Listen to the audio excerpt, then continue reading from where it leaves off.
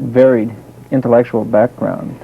As I understand it, you studied psychoanalysis with Wilhelm Stekel, spent some time with Piaget, and very likely there have been other significant influences on your intellectual approach.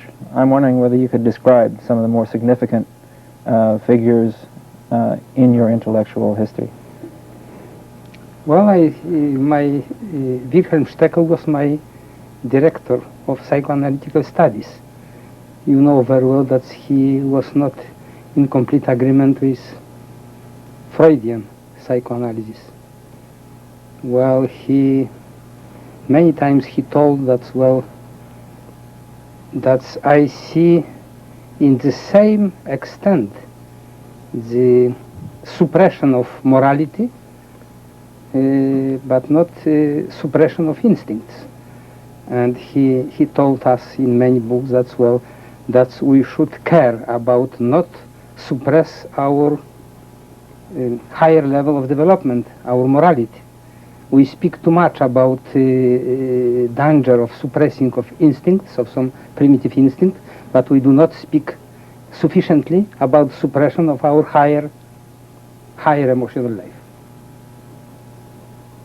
Well, this was Stekel. Well, I met many times Jung. I have seen many times and participated in seminars with Freud, but well, Freud was the great personality, I can say, no, personality perhaps, individual and genius, that this was impossible to see me in this group, I understand very well. Well, next, well, I have seen and well, I have some meetings with Alfred Adler also. This means all this group of psychoanalytical people was known by me. Well, next as I told you, I studied with Piaget and especially with Claparède in Geneva. I finished my medical study in Geneva, in Switzerland. And for me, the ideal professor, ideal director of study was Claparède. Less in relation to Piaget. He was for me very intelligent, very clever, very adapted toward life, but perhaps not, he presented not such a cordiality, such a sincere attitude toward pupils than Claparède. This was Geneva. Next, I studied more than 1.5 years in Vienna. This means with Stekel, as I told you already. And especially I studied neurology and psychiatry in a special neurological institute with Marburg, who was director in Vienna.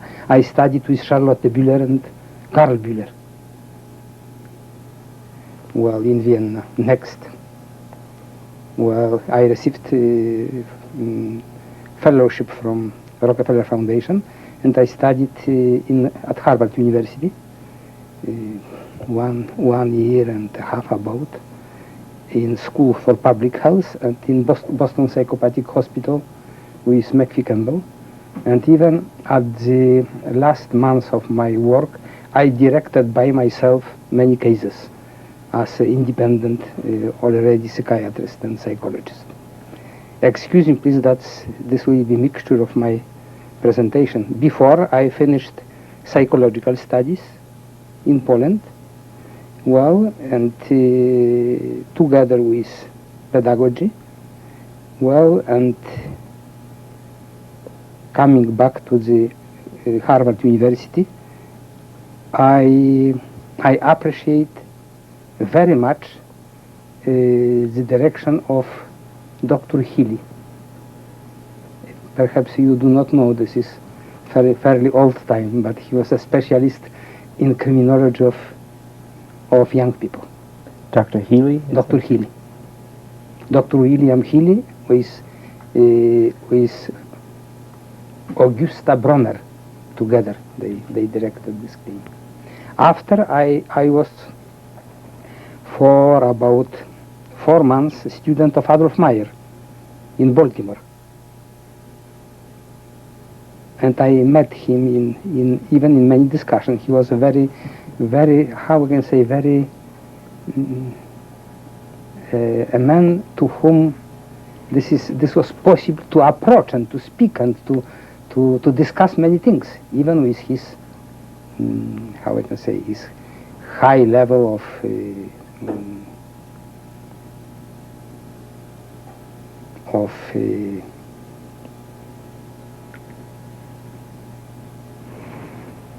scientific status, I can say. What next? I studied about 2 years in Paris. In Paris with Ayer. This was a very great specialist in children's psychiatry. And with Claude and with Jeanne, Pierre Jeanne. And I think that was all what I can say. Well, after my fellowships, I received very, how I can say, very large amount of money to organize Institute for Mental Health in Poland, in Warsaw, with help of Rockefeller Foundation. And this was, I can say, beautiful work, the most happy work. This was 2 years before war and sometime after war. Well, this was something like multi-dimensional and even multi-level experience in the field of mental hygiene, which present, as you know very well, this multi-level and multi-dimensional point of view. Mental hygiene is always unclear for a narrow-minded people and fairly clear for open-minded people. I can say this, permit me such a critic. For this reason, this was, I can say that I have had there many beautiful, many of high-level collaborators, and this was something like atmosphere of friendship. I can say, well, here that's, for me, without friendship, we cannot do the, how I can say, true, deep, multidimensional work. I believed always in this. And this is my great pleasure that I have had friends, authentic friends. This is not so often. One of the things that interests me is that you did work with Piaget and also Clapeyret, who yes, was apparently a greater influence on your work. It strikes me that Piaget is especially interested in intellectual development, and your primary concern is with development of personality, including its emotional and instinctual aspects. Are there any other contrasts that you can make with Piaget's approach? Yes, in some extent, yes. You know, I cannot say that I was not interested in development of intelligence only because I observed that for such important functions like emotional and instinctive functions, a scientist not direct sufficient attention. I began to work on this. This not means that I am not interested in many other functions. What is especially difficult to accept in Piagetian work, well, I think that's, and you better know than me, that, well, his work is beautiful work in relation to development of intelligence.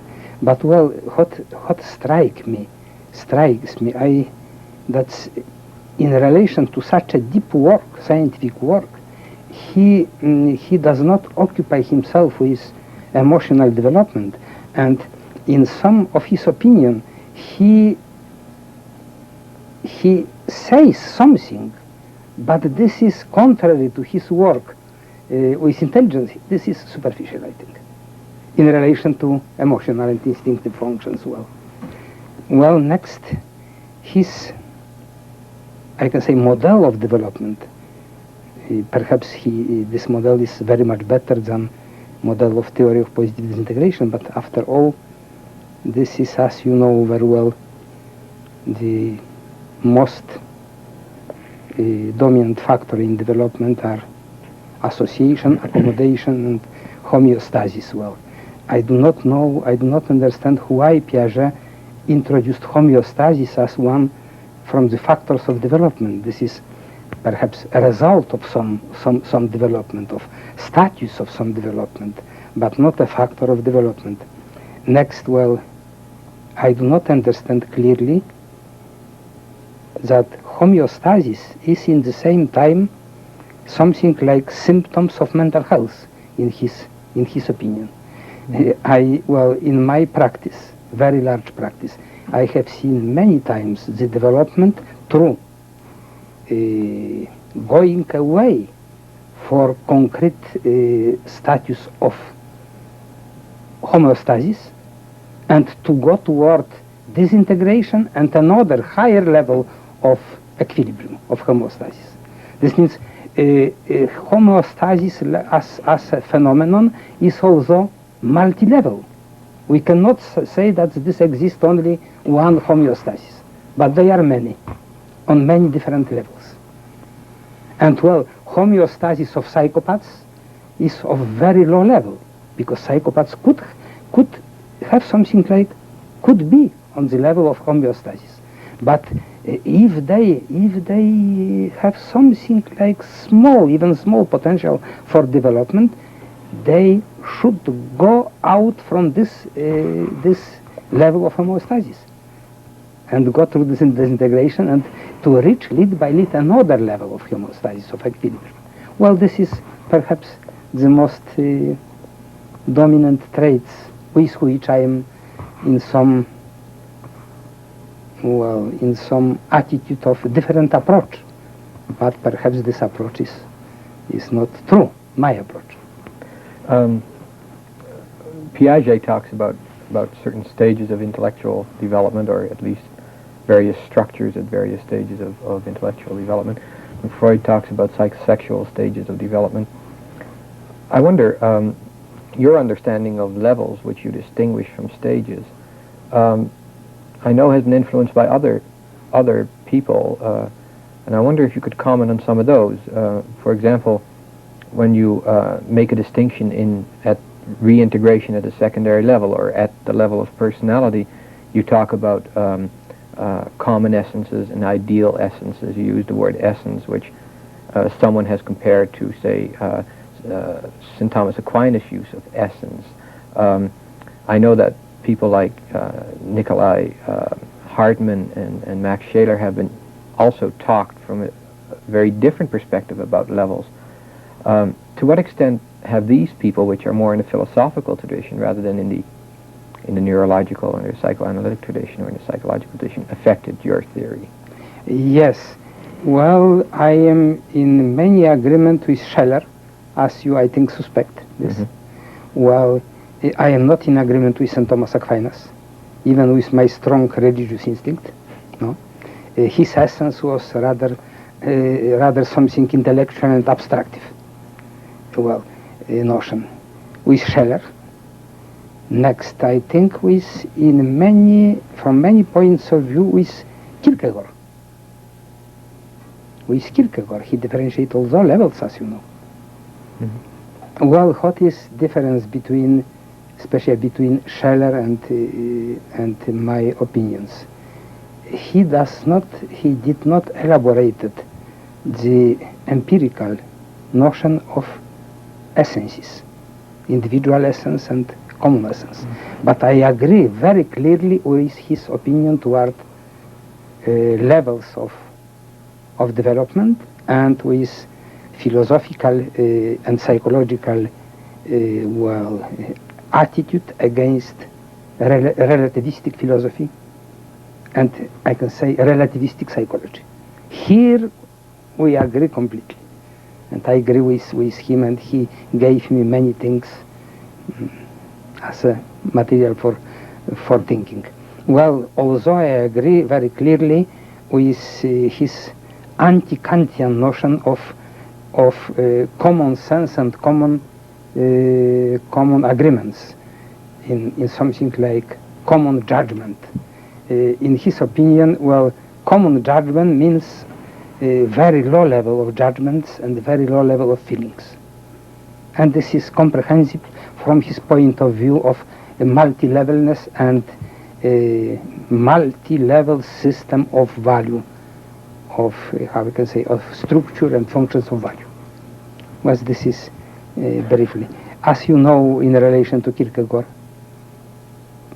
perhaps I speak to No, by all means. Are you referring to the ethical, aesthetic, and religious? Yes, sure. Right. And well, and about his opinion also about something like similar to my notion of essence, but well, his attitude toward essence as a very concrete notion.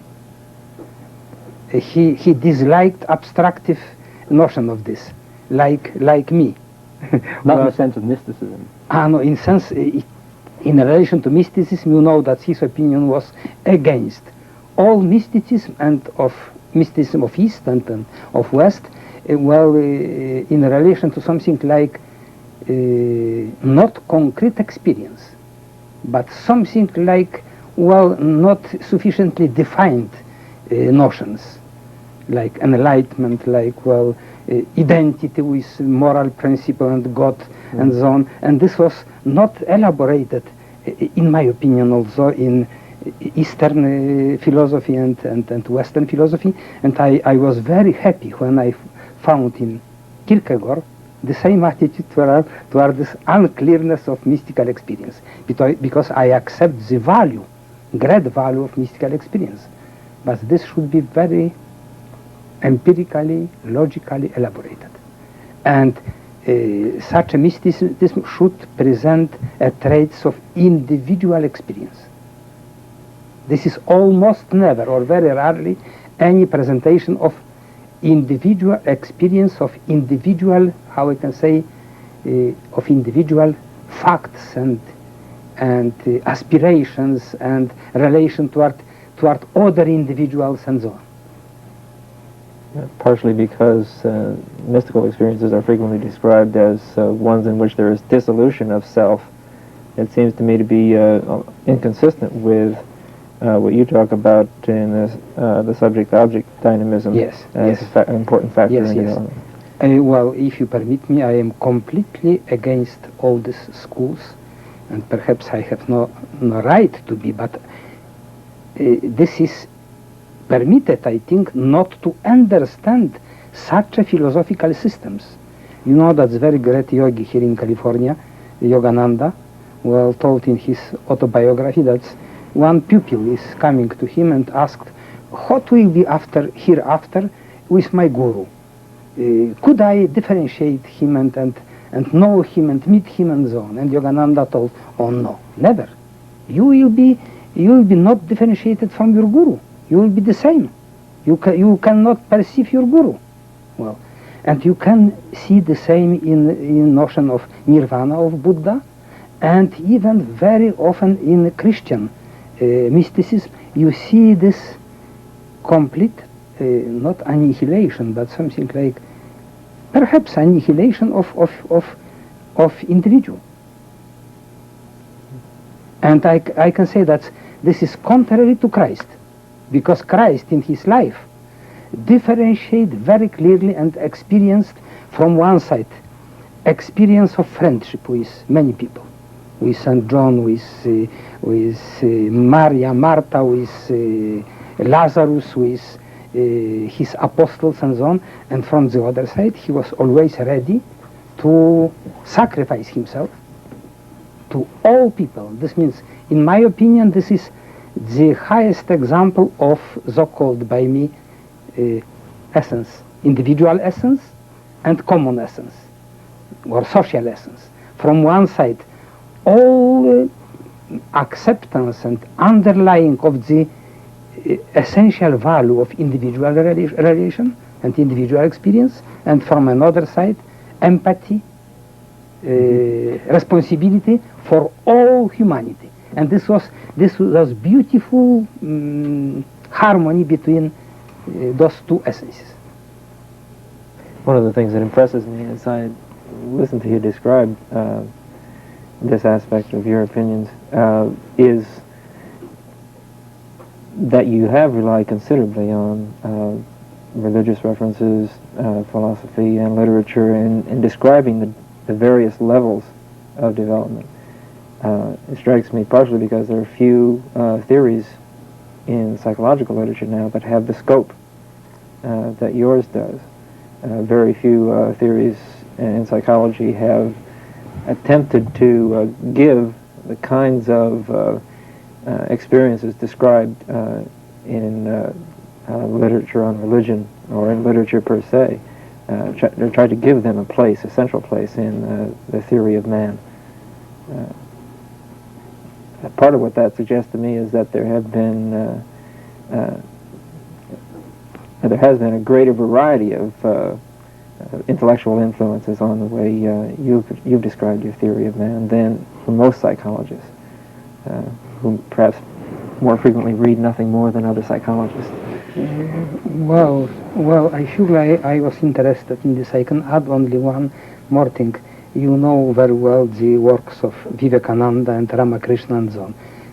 Both of them told that, well, they presented opinion to people that, well, why you think about your small personality? All your small personality should be annihilated, and after this annihilation you will feel something much more greater, much more sublime. This means identity with something higher. That's all. Any description, any analysis, only such opinion. Go away from your personality. And take please one thing. Buddha, who accepted transmigration and accepted individual development because he accepted individual karma. This means responsibility for development. After he accepts that after all this, perhaps millions of years of development, all will be ended in nirvana. This means existence, not existence. This is, I think, that's for people who want to authentically to think, this is incomprehensible. And for this reason, even many, not too many, but after many Hindu philosophers told that, well, this is something that's Buddha presented very high level of love for humanity, surely, and here he presented terribly high level, but from the other side, from the point of view of metaphysics, and especially philosophy of becoming, of development, he presented very great, how I can say, lack of any hope for humanity and for individual people. Excuse me for such a long exposition. It's very tempting to suggest that this might be a reflection of, say, our entire Western civilization, dating back to the Greeks as opposed to, say, various Oriental trends. But perhaps we can get into that later. One of the things that I'd like to get into is that your understanding or your criticism, say, of Shaler, that there isn't an empirical, there isn't the empirical method, or there isn't any attempt to empirically determine the various levels or the hierarchies of value, the various levels of personality. Now, in your own theory, you claim that you came to these various values or these various levels via an empirical method. Yes. And that empirical method is one of the case study, the individual case study. Case studies and biographies. This is, yes. The case study and biographies, of course, I think are used by Freud as well in the formulation of a theory. It seems to me that, especially in the case of autobiographies or biographies, that type of method is not used very much anymore, or not presently used very much in psychology. Would you say that it is a method that is a genuinely empirical method? Yes, I think so. And why? Well, if I presented the theory of Jackson, who differentiate levels in activity of nervous system, and for about 35 years I tried to elaborate such a levels in psychological experience. For instance, from one side, attitude of primitive instincts, and from another side, reflective way of approach toward reality. From one side, aggressivity, from another side, love, from one side, I can say egocentricity, from another side, ultracentrism, from one side, how I can say, education, subordination to education as education of animals, from another side, auto-education, self-education and auto-psychotherapy, from one side, psychopathy, from another side, psychoneurosis. And well, I elaborated with my collaborators such a lists,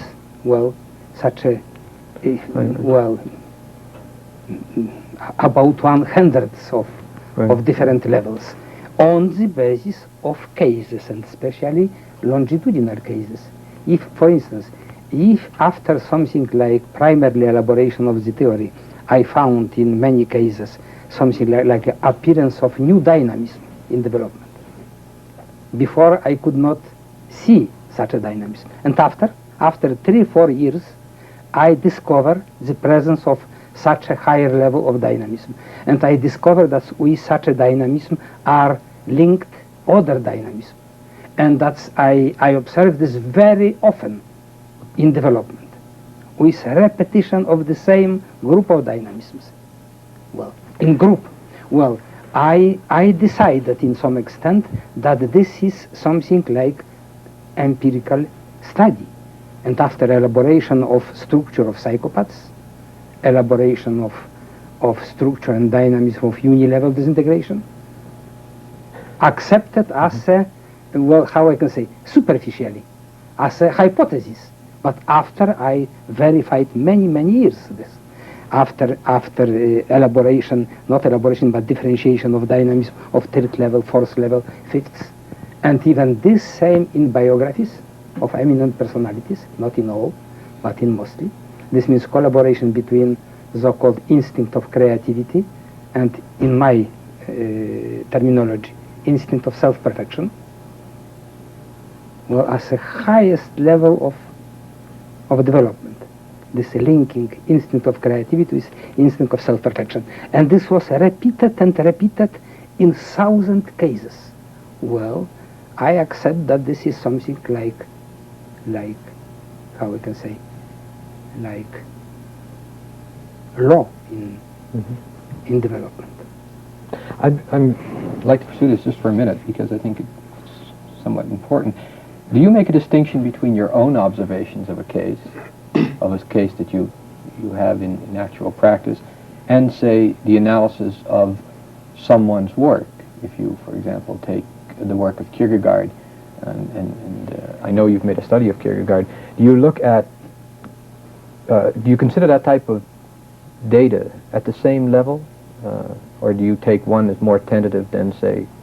Well, I always accept that self-analysis and opinion of Kierkegaard are much more developed than my opinions, always. But if I perceived the same opinions in many fields, well, I accept that this is something which, how I can say, is in harmony with my hypothesis. I'm not sure I understand your... No, I agree. I mean, I think I see the point. The important thing is, I guess, that the use of, I'm thinking of a book like Spearman's book on the intellect of men, for example, or, where he did something along the same lines, and you have also done this, is taken historical material and use that as the basis of your theory, which it seems to me is very Historical, but- exciting. Yes, but always clinical side. Mhm. This means I have had always very large experience with patients. But this is tremendously large. I can say that in my life I have had longitudinal studies of many hundreds, but longitudinal study, clear longitudinal, with, for instance, 6, 7, 8 examination. Mhm. And many thousand of other kind of longitudinal study, but with not so often repeated examinations. Well, I can say that these two methods with other observation of many other scientists gave me the basis for empirical approach to this problem. What you're calling empirical would perhaps not be considered empirical by at least a significant number of North American psychologists who place a heavy emphasis on prediction and control. Control of development. Yes, I think that your study of case histories, whether historical ones such as Kierkegaard, or in particular individuals with whom you've been acquainted for some period of time, in either case, you're referring there to a description of a sequence of events, frequently by the individual whom you're interested in describing, rather than finding some of the significant factors which may alter that person's path, alter that person's course of development, and effectively changing them. That would be the strategy that I suspect North American psychologists would encourage you to take. And that means in some way trying to alter the course of development and predict and in fact control that course of development as a means of gaining empirical basis for your theory. But I use this method also very strongly, I think. Perhaps, well, this means prediction and control of development, surely. But also I observed that depending on the level of development, you will see something like self-determination of the development of the patient. This means he took his destiny in his own hands after some steps from my side. And in relation to prediction, I use this very often, and I verified if my prediction was strict and true or not. This was always the case in my medical practice and even psychological practice. Always. Would you regard Prognosis and excuse me, would you regard the kinds of interventions you make as a therapist as something comparable to the kinds of interventions that frequently psychologists make in experimental settings? I'm wondering whether, although the primary interest is in how individuals embark on this self-regulated course of development, I'm wondering whether what you do in therapy is regarded as an influence on that individual's ability to embark on that self-directed course. Well, surely yes, but well, with some restrictions, because I tried, as you know, to do very multidimensional, multi-level diagnosis, very strict. And after I tried to present to myself very clearly what are the dominant ways of developing of this individual on the basis of his potential for development. If I have seen that this potential is positive, strong, and so on, I began to do something, first steps, 4, 5 admissions, and after to help the individual to present his program, and I tried to give the destiny of this individual in his hands, if he presented fairly high level of development, together with psychoneurosis and neurosis and so on. If this was another case, this means case with something like small potential for development or mediocre potential, but with suggestivity toward influence of social milieu.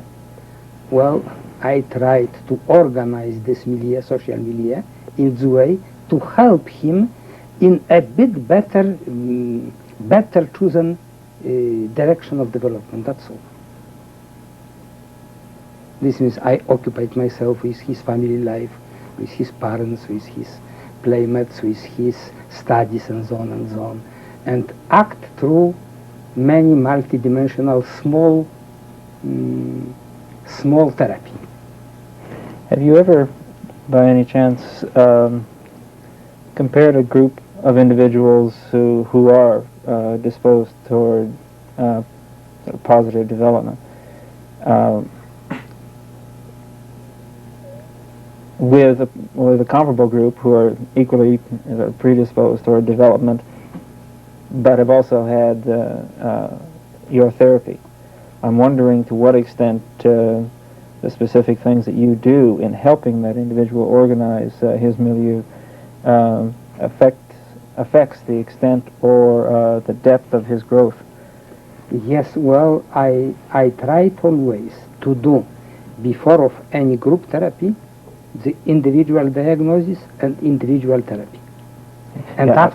after I tried to introduce some of this individual to the groups, but rather with in homogeneous group. My question is a little bit different than that. I'm wondering, even with the individual therapy, Yes. whether you have made any effort to compare those persons who actually have had therapy with those who are similar in their predisposition but who have not. I'm suggesting that some of the interventions that you make may help that individual, in effect, elaborate those dynamisms which are important in your theory, Yes. and therefore facilitate Yes. the growth process. Well, I'm also interested, though, in that this is the kind of sort of empirical strategy that is customary, or at least encouraged in therapeutic settings now, and whether you have made an attempt to evaluate your theory through that means. yes, very often, but after many years of practice, with my, how I can say, with my respect, great respect toward any patients, I rather resigned after some trials and some diagnoses, resigned to treat people. They are not, how I can say, they are not patient for specific treatment through positive disintegration. I sent them to another physician, to another psychologist, and so on. And this was especially with borderline of psychopathy and normal people, and often with severe cases of psychosis on the second level of development.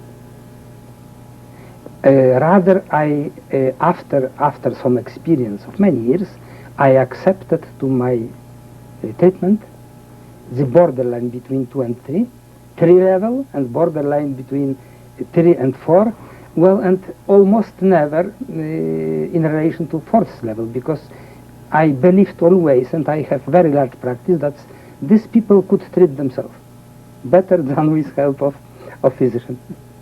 It seems to me that one of the things, or one of the aspects of Don's question, is one that's probably somewhat controversial with respect to the theory, and that is, do you find the dynamisms for development in people that you have first selected where you already saw those dynamisms?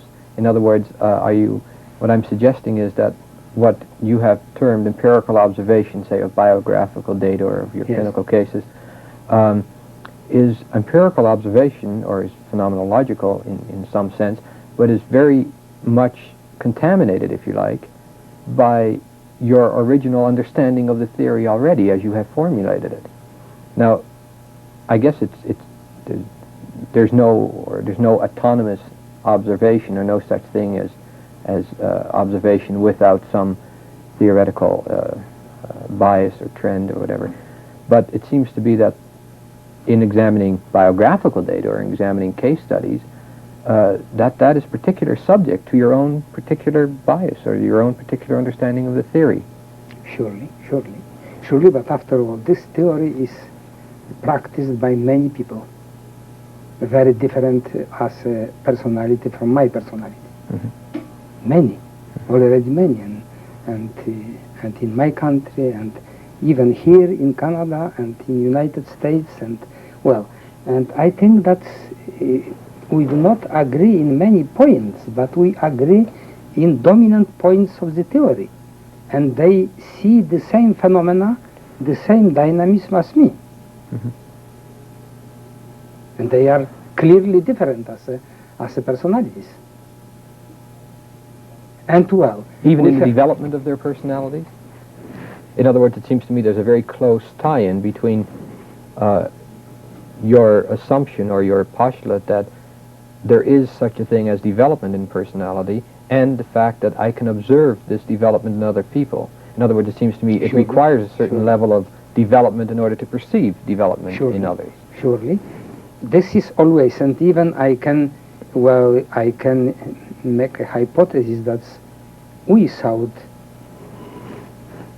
fairly high level of personality development, people could not treat a special kind of patients.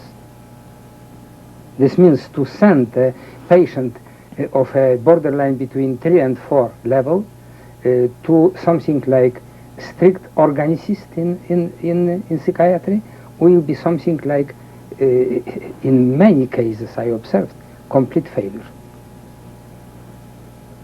Does that mean that it may be difficult, if not impossible, to develop an instrument which comparable to other diagnostic instruments can objectively assess level of development?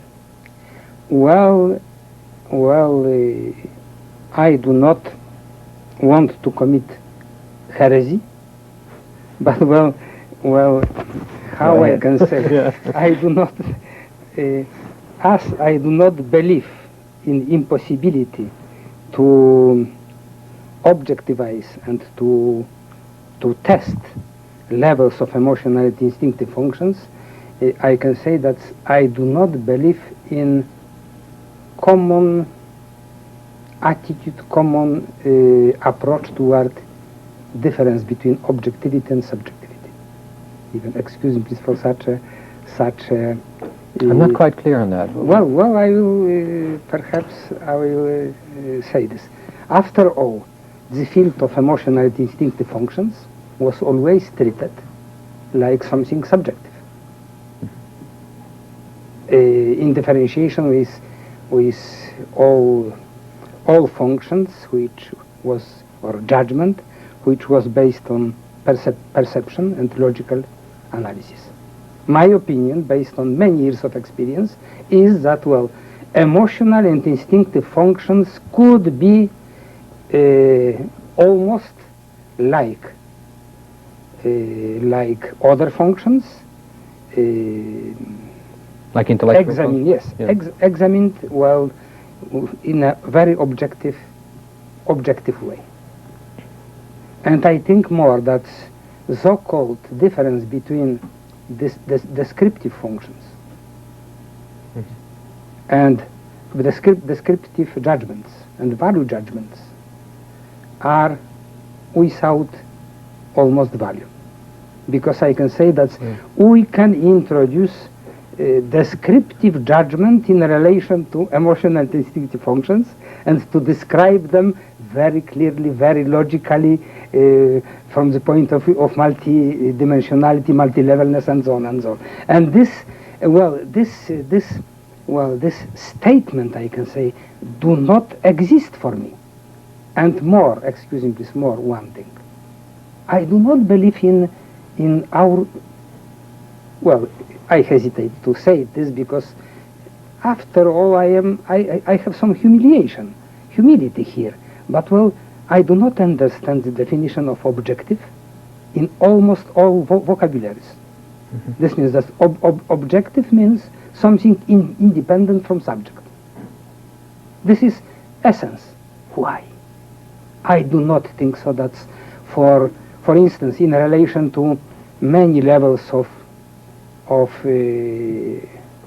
beings, such a experience like humidity,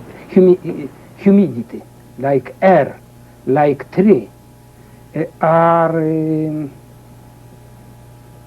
in the same way perceptive by many different animals and people and so on. Yeah, I recall the introduction to Martin Buber's book, and he describing the tree from various levels. In fact, I do not know his opinion about this, but Very I think I elaborated in some extent this kind of problem. This means I cannot imagine that this is something like essential objectivity without relation to our levels of subjects. One of the interesting things, it seems to me, is that objectivity is frequently described as a matter of intersubjectivity. In other words, one person being able to describe something in a way that the other person will accept and agree upon. And if it takes someone who has attained a fairly high level of development to recognize when development is occurring, it precludes beforehand that kind of intersubjectivity would be possible. Because those who are unable to, those who are presumably not developed along that path may be unable to recognize it when it occurs. This means even in a notion and term of intersubjectivity, we should accept levels of intersubjectivity, levels of each individual. And I think that the notion of multi-levelness is the notion for the future and necessary and indispensable for all school of psychology. Well, excuse me please for such a opinion, but I have such an opinion. So, for example, in contrast to psychoanalysis, where every candidate is expected to go through analysis himself or herself, you would advocate that type of learning process, and maybe within the psychoanalytic perspective it's distinguished from a learning process, but a kind of a learning process as required for whether or not you're in clinical work or whether you're doing experimental work. Surely. That kind of training. What I'd like to get to is the point that Don brought up earlier, is the type of tests that you presently use to assess a developmental or degree of development or developmental levels. I know you have a neurological battery which you use, yes. and also you depend a great deal on biography. Yes, and this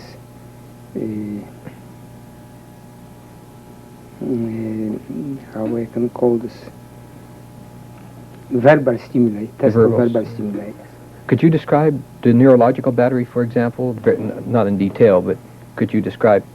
Surely. For example, this is normal multidimensional neurological examination used by any neurologist who treat his examination seriously.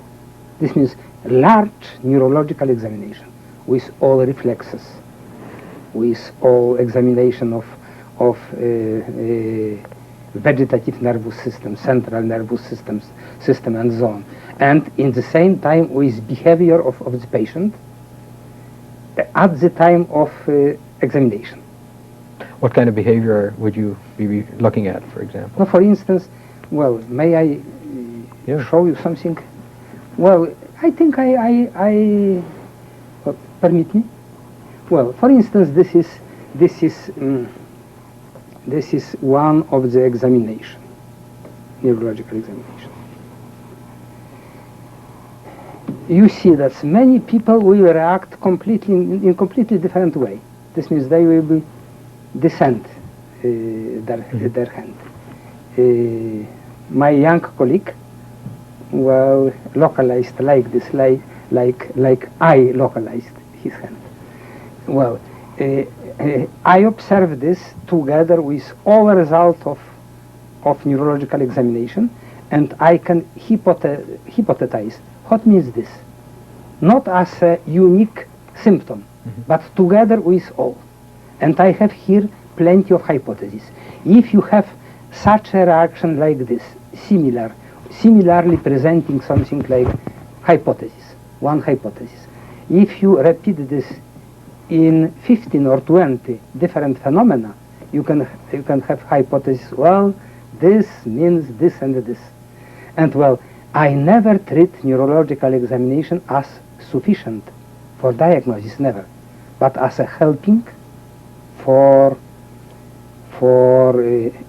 other kinds or other methods of examination. You would use, for example, personality tests or projective tests, and Rorschach tests, for example. I see. So first of all, diagnosis seems to be very important to your theory, which it isn't to some, apparently. Perhaps we can get into that sometime. But also, you use very different methods to diagnose. Yes, surely. And you asked me about neurological. Do you want to continue something or not? This is sufficient? I'd be interested in one more thing, and that is whether the neurological battery enables you to determine the individuals who are likely to disintegrate in a and develop from that in a positive way, as opposed to those who may exhibit some form of disintegration but are unlikely to integrate afterwards. Is that the purpose of it? Yes, yes. You can have hypotheses based on neurological examination concerning levels of development, but this will be, how I can say, never sufficient hypothesis. But together with others, this gives something. For instance, I will show you, permit me, across your legs, please. Well, let's see here. Well, this is normally reflexed. Take this another. Well, look here now, there, here. No, but not change here. And do like this, very strongly, but very strongly. And look here, much more strongly. And another, yes, much more strongly. You know, I have not hammer, but you see clearly that reflexes are reinforced, very clearly. And well, now cross the legs and look at my hands, at my examination. Next. This is not very clear, but after all you observe his a little diminution of reflexes in comparison with second reflexes. This means because here is something like control. And well, if you have very strong control and very strong overexcitability of reflexes, this means that you can give hypothesis. Here perhaps we have something like processes of disintegration. This means overexcitability and in the same time self-control of reflexes. And if you have one or two such results, this means nothing. But if you have 20 such things, they coordinate with together, we can give such a hypothesis. Well, here we should search for such things next through many methods. How about in the biography? What sorts of things do you look for there? For example, if a person relates significant events in his life, yes. What type of sign or what type of index would be an indicator of say development? Could you mention that? Well, for instance, I called these forces which decide in relation to level of development, decide of diagnosis of concrete level. I called them dynamisms, as you know. And if you, for instance, if you will find in concrete case such a dynamism like astonishment toward oneself and toward others, disquietude toward oneself and others, especially toward oneself, feeling of inferiority toward oneself. feeling of, how I can say, dissatisfaction with oneself, feeling of shame and guilt. If you will find positive maladjustment and creative instinct, this is 7 dynamisms. If you will by chance find 5 only from the 7, you can say clearly, we suspect here on the basis of this method 3rd level of development. And I am sure in my practice that this will be fairly sure results and basis for diagnosis. Well, this was your very much so. Your question. What could you just mention the dynamisms? Are these dynamisms, do they derive out of developmental potential? Are these the term dynamism seems to say that they grow or progress in some way. Surely. And you know, they, for instance, those dynamism I presented to you means something that you are in fairly strong conflict with yourself, and you are at the level of recognition of and experience of hierarchy of values. Why? Because if you will find a feeling of inferiority toward oneself, what means this? That you differentiate subject, object in oneself, and you see your higher self and your lower self. If you find in the same time astonishment toward oneself, you have the same. Dissatisfaction with oneself, the same. Positive maladjustment, the same toward yourself and others. And if you have a group of dynamism which present the same role, the same level, I can say, you can be not sure, but almost sure that if you will find the same by other methods, you are in your home.